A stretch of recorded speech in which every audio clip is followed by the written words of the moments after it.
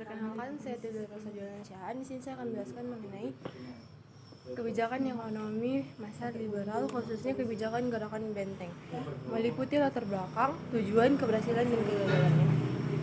Kebijakan ekonomi masa liberal tahun 1950 sampai 1957 adalah setelah Indonesia merdeka dan mendapat pengakuan kedaulatan pada tahun 1949. Sistem pemerintahan dipakai adalah demokrasi liberal atau parlementer. Ciri khas masa ini adalah kabinet sering dibangun sehingga kebijakan ekonomi pun tidak stabil. Masalah utama ekonomi saat ini atau saat itu pertama ada inflasi tinggi, itu karena biaya perang kemerdekaan. Kedua ada produksi pertanian dan industri menurun. Ketiga, ada neraca pembayaran defisit. Keempat, ada dominasi ekonomi masih dikuasai oleh pengusaha asing seperti Belanda dan Tionghoa. Dan kelima adalah pengusaha pribumi masih lemah dalam hal modal, keterampilan, dan pengalaman. Untuk mengatasi masalah tersebut, pemerintah membuat berbagai kebijakan, salah satunya Gerakan Benteng. Gerakan Benteng ini terjadi pada tahun 1950 yang memiliki program yaitu Gerakan Benteng diluncurkan oleh Menteri Perekonomian Sumitro Djoko pada tahun 1950. Latar belakangnya adalah perekonomian Indonesia saat itu masih didominasi oleh pengusaha Belanda atau melalui perusahaan Belanda dan pengusaha Tionghoa.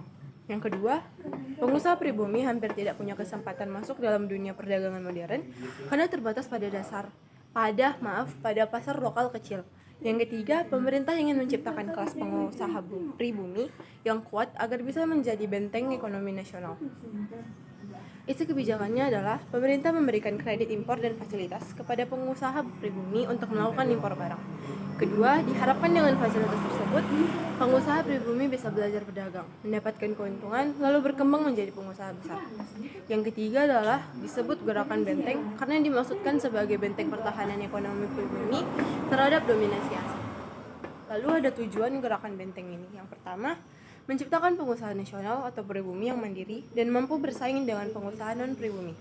Yang kedua, mengurangi dominasi asing dalam kegiatan perdagangan dan impor.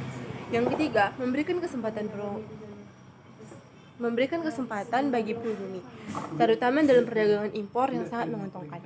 Keempat, membangun kemandirian ekonomi nasional, tidak bergantung pada modal asing. Yang kelima, mendorong lahirnya kelas menengah pribumi sebagai motor ekonomi bangsa.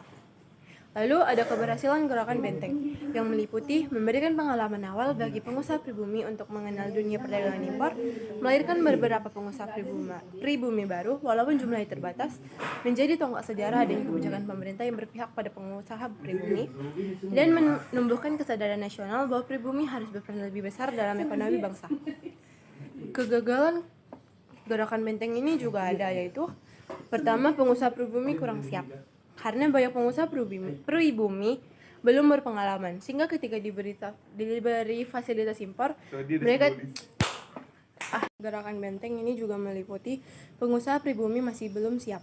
Karena banyak pengusaha bumi belum berpengalaman, sehingga ketika diberi fasilitas impor, mereka tidak mampu mengelola usaha dengan baik. Yang kedua, penyalahgunaan kredit impor. Yaitu banyak pengusaha pribumi hanya menjual lisensi impor atau kredit yang diberikan kepada pengusaha Tionghoa atau asing. Akhirnya keuntungan tetap jatuh ke tangan non-pribumi. Yang ketiga, kurangnya pembinaan pemerintah. Pemerintah hanya memberi fasilitas.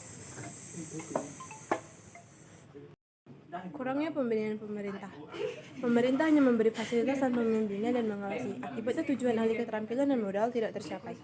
Yang keempat, dominasi asing tetap kuat. Karena lemahnya pelaksanaan, pengusaha asing tetap menguasai perekonomian. Sementara pengusaha pribumi sebagian besar hanya menjadi calo atau perantara. Yang kelima, kesenjangan ekonomi tidak berkurang. Justru muncul kecemburuan sosial antara pengusaha pribumi yang mendapat fasilitas dengan pribumi lain yang tidak mendapatkannya. Jadi kesimpulan dari ini adalah kebijakan Gerakan Benteng pada masa liberal merupakan langkah awal untuk membina pengusaha pribumi agar bisa menjadi benteng ekonomi nasional. Tujuannya sangat baik, yaitu mengurangi dominasi asing, mencetak pengusaha nasional, dan memperkuat kemandirian ekonomi. Namun pada akhirnya praktiknya lebih banyak gagal karena lemahnya kemampuan pengusaha pribumi, kurangnya pembinaan pemerintah, serta dominasi non-pribumi yang tetap kuat. Sehingga Gerakan Benteng tidak mampu menciptakan kelas pengusaha pribumi yang mandiri.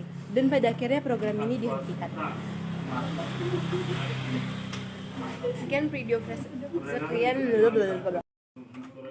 Sekian video dari saya. Terima kasih.